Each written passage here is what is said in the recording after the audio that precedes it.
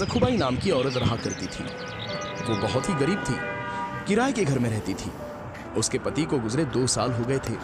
उसे एक लड़का भी था, उसका नाम था राजेश। वो पढ़ाई में बहुत ही होशियार था। पति के गुजरने के बाद घर चलने की सारी जिम्मेदारी सखुबाई के कंधों पर आई थी। साथ में राजेश की पढ़ाई का बोझ भी था। सखुबाई हमेशा सोचती कि उसका बेटा एक दिन बड़ा अफसर बने। सखुबाई जब काम करती तो राजेश भी उसके साथ जाता। सखुबाई लोगों के घर जाकर बर्तन मांजती तो कहीं खाना बना देती, तो राजेश बैठे बैठे लोगों के घर आए अखबार को बड़े ध्यान से पढ़ता। एक दिन जब राजेश अखबार पढ़ने लगा तो एक मालकिन ने बड़ी कुत्सित से कहा, अरे राजेश, अखबार पढ़ के क्या तू बड़ा अफसर बन जाएगा? इससे अच्छा तो माँ के काम में हाथ बटा, कम से कम उससे कुछ मदद तो हो जाएगी। इस पर राजेश बोला, मालकिन, मुझे बड़ा अफसर बनना है, कलेक्टर बनना है। हम किताबें नहीं ले सकते, इसलिए ज्यादा ज्ञान के लिए मैं अखबार पढ़ता हूँ। मालकिन बोली, तुम और कलेक्टर शक्ल देखी आपने? और मालकिन जोर जोर से हंसने लगी। सखुबाई को ये बात बहुत बुरी लगी और वो दोनों वहां से चले गए। फिर सखुबाई ने शादियों में रोटी बनाने का काम शुरू किया। वो अकेली ही 15-20 किलो की रोटियां बनाती थी। इसके लिए वो सुबह 3 बजे ही अपना काम शुरू कर देती थी। उसके साथ राजेश भी उठता था और माँ को मदद करके अपनी पढ़ाई करता था। एक दिन अचानक मकान मालिक उनके पास आए और बोले, क्या सखुबाई, तुम और तुम्हारा बेटा 3 बजे ही उठ जाते हो और ये लाइट जलाते हो? बिजली का बिल ज्यादा आ रहा है तुम्हारी वजह से। एक तो बिल ज्यादा दिया करो या फिर कमरा खाली कर दो। और मकान मालिक गुस्से से वहां से चले गए। फिर राजेश ने लालटेन जलाई और पढ़ाई करने लगा। माँ भी उस प्रकाश में रोटियां करने लगी। ऐसे ही राजेश ने अगले कुछ साल जी लगाकर पढ़ाई की और क्लास में हमेशा अव्वल आने लगा। राजेश की लगन देखकर अगली पढ़ाई के लिए उसके गुरुजी ने उसे दिल्ली जाने की सलाह दी और खुद खर्चा उठाने की जिम्मेदारी ली। राजेश तो 22 साल का हो गया था। फिर क्या था, राजेश दिल्ली चला गया और वहाँ खूब पढ़ाई की। वो घंटों लाइब्रेरी में किताबें पढ़ता रहता। फिर एक दिन जब एग्जाम का टाइम आया, जाते जाते किसी गाड़ी वाले ने उसे ठोक दिया। राजेश जमीन पर गिर गया। उसके सिर और बाएं हाथ को चोट आई। अब वो सोचने लगा, मेरे बाएं हाथ में चोट लग गई है और सिर से खून भी बह रहा है। इस हालत में अस्पताल जाऊं या एग्जाम देने? अगर अस्पताल गया तो मेरा ये पूरा साल बर्बाद हो जाएगा और मेरे लिए मुमकिन नहीं है ये। फिर दिल्ली में रहने का मेरा खर्चा भी कौन उठाएगा? मेरे सिर्फ बाएं हाथ पर चोट लगी है, पर दायां हाथ तो अभी अच्छा है। मैं इस हाथ से एग्जाम दूंगा। और फिर राजेश वहां से सीधा परीक्षा केंद्र गया और परीक्षा दी। परीक्षा देने के बाद राजेश अस्पताल में भर्ती हुआ और इलाज करवाया। राजेश ने अस्पताल में भी पढ़ाई जारी रखी और इंटरव्यू अटेंड किया। फिर कुछ दिन के लिए राजेश माँ के पास गांव वापस चला गया। कुछ दिनों बाद रिजल्ट के दिन माँ ने अखबार खरीद कर लाया और राजेश को परिणाम देखने को कहा। राजेश ने रिजल्ट देखा तो उसने जोर से चीख निकाली, माँ, मैं पास हो गया, तुम्हारा बेटा अफसर बन गया, मैं कलेक्टर बन गया हूँ माँ। ये सुनते ही माँ की आंखों से आंसू आ गए और वो दोनों रोने लगे। तो दोस्तों, क्या समझे इस कहानी से कि हमें हमेशा अपना लक्ष्य प्राप्त करने के लिए मेहनत करनी चाहिए। दुनिया चाहे हम पर हंसे या मजाक उड़ाए, लेकिन हमेशा अपने लक्ष्य का पीछा करना चाहिए। कामयाबी जरूर मिलती है।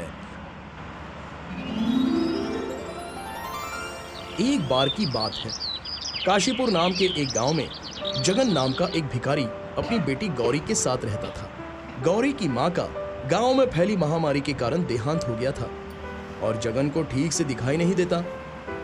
इसी वजह से उसे कहीं काम नहीं मिलता और मजबूरन उसे पेट पालने के लिए अपनी बेटी गौरी के साथ भीख मांगना पड़ता।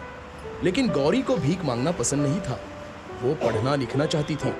जब भी गौरी पिता के संग गांव के सेठानी के घर भीख मांगने पहुंचती तो वहां उनके बेटे राजू को पढ़ते लिखते देख उसे खुद के लिए बहुत बुरा लगता और ये देख सेठानी ताने देते हुए कहती, हरिया, देख दरवाजे पे फिर से वही भिखारी होगा। कुछ भीख देकर उसे भगा जल्दी से। गांव में एक भी अस्पताल नहीं है और अगर इन मनहूसों की महामारी मेरे बेटे राजू को लग गई तो मैं क्या करूंगी? ये सुन दोनों दुखी होकर वहां से चले गए। तब गौरी ने कहा, पिताजी, सारा गांव हमसे दूर क्यों भागता है? क्या हम बुरे लोग हैं? तो पिताजी ने कहा, अरे नहीं बेटा, बुराई तो हमारी गरीबी और इनकी सोच में है। पिताजी, एक दिन मैं डॉक्टर बनकर आपकी आंखों का इलाज करूंगी। मैं इस गांव में एक अस्पताल भी खोलूंगी। बेटी, हमारे लिए तो 2 वक्त की रोटी जुटाना ही बड़ा कठिन है। ये सब तो बड़े लोगों के सपने हैं। काश मैं तुम्हारे लिए कुछ कर पाता। तभी एक औरत ने गौरी को पास बुलाया और कहा, अरे ओ गौरी, अगर तुम हमारा टॉयलेट साफ कर दोगी तो मैं तुम्हें कुछ रुपए भीख दूंगी। गौरी ने उनकी बात मानी और उनका टॉयलेट साफ कर दिया। लेकिन गौरी को ये बात बहुत ही बुरी लगी। तभी गौरी ने यह फैसला कर लिया कि वो डॉक्टर बनेगी। गौरी ने अपने पिता को मंदिर के बाहर रहीम चाचा के पास बिठा दिया और वो खुद कई दिनों तक खिलौने गांव में बेचकर पैसे कमाने लगी। और फिर एक दिन गांव के शिक्षिका रेनू दीदी से मिलकर वो गांव के सरकारी स्कूल में पढ़ने जाने लगी। अब गौरी रोज स्कूल से आने के बाद खिलौने बेचती और पैसे कमाती और अपने पिता की देखभाल करती। गौरी रात रात भर जग कर पढ़ाई किया करती और हमेशा अच्छे अंकों से पास होती। गौरी की हिम्मत और सफलता देख सेठानी और अन्य गांव के लोग सभी हैरान थे और वो जगन और गौरी से जलने भी लगे थे। पता नहीं ये भिखारन पढ़ लिख कर कौन सा डॉक्टर कलेक्टर बन जाएगी, मैं अभी देखती हूँ। गौरी हर साल अच्छे अंकों से पास होती और शिक्षिका रेनू भी गौरी की पढ़ाई में खूब मदद करती। धीरे धीरे समय गुजरता गया और गौरी बड़ी होती गई। उसने अपनी मेहनत और लगन से अपनी स्कूल की पढ़ाई पूरी की और आगे डॉक्टर की पढ़ाई पढ़ने के लिए कॉलेज में दाखिले के लिए इम्तिहान दिया और इम्तिहान में टॉप भी किया। ये खबर सुनकर गौरी के पिता और शिक्षिका रेनू दोनों बहुत खुश हुए। पिताजी, डॉक्टरी के पढ़ाई के लिए मुझे स्कॉलरशिप भी मिला है। लेकिन अब गौरी को अपने पिता को छोड़कर डॉक्टर की पढ़ाई के लिए शहर जाना था। वो उदास हो गई। तब रेनू ने कहा, गौरी, तू फिक्र मत कर, यहाँ सब मैं संभाल लूंगी। तू बस शहर जा और जल्दी ही डॉक्टर बनकर आना। गौरी पढ़ाई के लिए शहर चली गई। गुजरते समय के साथ वो अपने सपने की तरफ तेजी से कामयाबी के साथ बढ़ रही थी। कई दिनों तक उसकी कोई खोज खबर नहीं आई। कुछ साल बाद गांव में दोबारा महामारी की बीमारी तेजी से फैल गई और रेनू के पिता सहित सेठानी और उसका बेटा राजू सभी बहुत बीमार हो गए और नगर के एक छोटे से सरकारी अस्पताल में पड़े रहे। पर कई दिनों से कोई डॉक्टर नहीं आया। सब बहुत दुखी और उदास भगवान से जिंदगी की प्रार्थना करने लगे।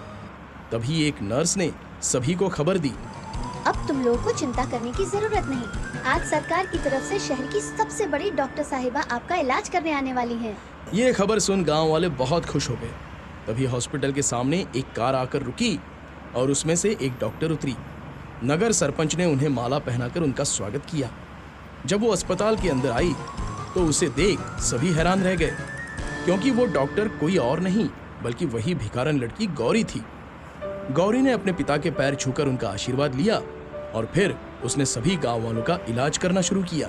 गौरी के इलाज से ही कुछ दिनों में सभी ठीक हो गए। गौरी ने अपने पिता की आंखों का ऑपरेशन करवाकर उनकी रोशनी भी वापस लाई। गौरी की मेहनत, लगन और सफलता की वजह से एक बार फिर सारा गांव महामारी से पूरी तरह मुक्त हो गया और सेठानी सहित बाकी गांव वालों को अपनी गलती का एहसास हो गया। वो सभी गौरी को फूल मालाओं का हार पहनाकर उसके नाम का जय जयकार करने लगे और ये देख गौरी के पिता का सीना गर्व से चौड़ा हो गया। तो बच्चों, इस कहानी से हमें ये सीख मिलती है कि अगर गौरी की तरह मेहनत, लगन और दृढ़ निश्चय से किसी काम को किया जाए तो उसमें हमें कामयाबी जरूर मिलती है।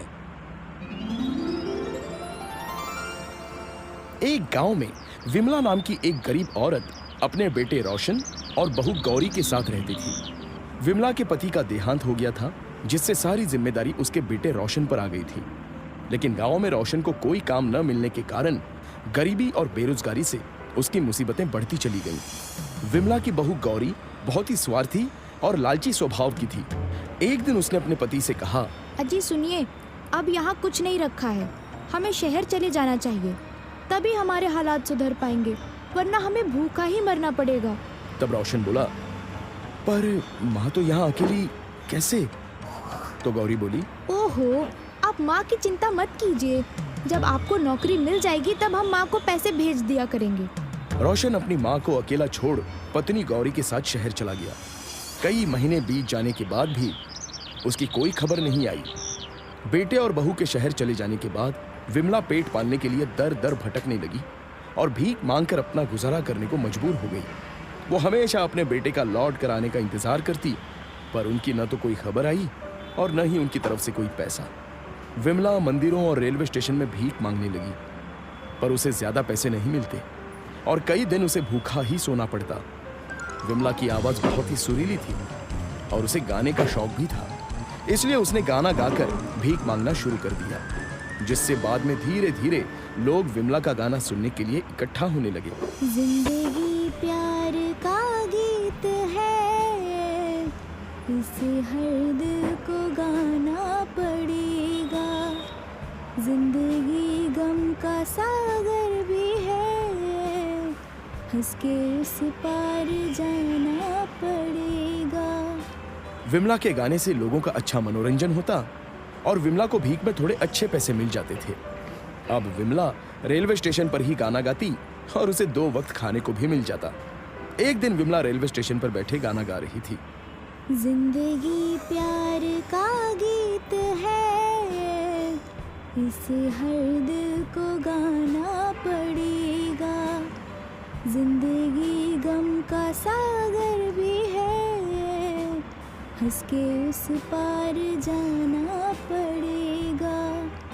तभी वहां एक सज्जन व्यक्ति जिसका नाम था आलोक, वो विमला के पास आया। और आलोक एक फिल्म डायरेक्टर था।